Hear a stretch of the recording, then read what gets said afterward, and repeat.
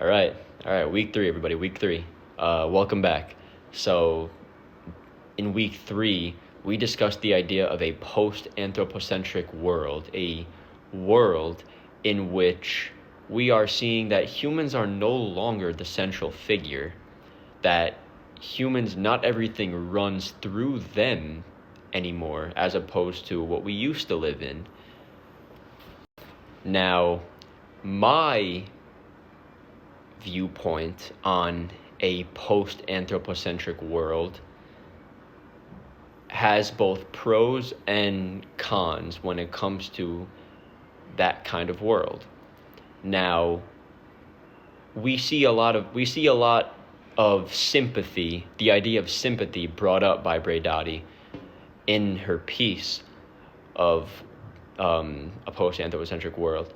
So, living in that world, we will see an increase in sympathy that humans display on animals, and this will lead to less exploitation of their intrinsic value. Now, this is a great thing, and something that I discussed in the previous video about how we need to start recognizing that intrinsic value. However, one of the things we also discussed was this world would result in continuous human-animal interaction.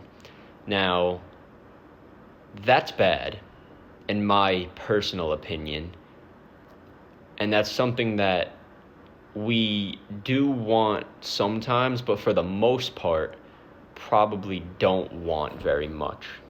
And I'm not talking about dogs or cats that, have shots and can't transmit disease or anything like that. I love my dog, even though they love to bark and disrupt sleep. But I love them. And that's not what I'm talking about. What I'm talking about is the continuous human interaction that we see with animals in nature that wouldn't result in the best. And I actually related that very idea, to a movie called Free Willy from 1993. Just gonna duck my head. This is an orca, a killer whale.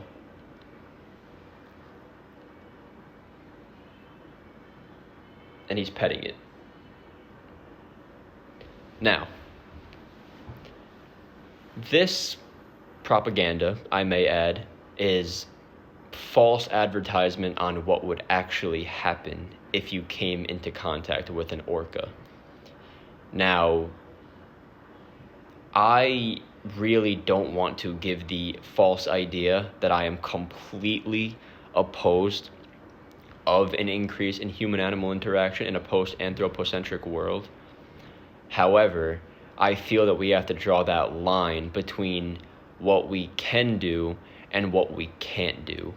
And this is something that we can't do in a post-anthropocentric world. Think that human-animal interaction, that equal footing, is always good, because we don't want to see humans be exploited by these animals that they may interact with. So while it's really good, it can also be really bad. And I think we have to draw that fine line between what we want and what we don't want.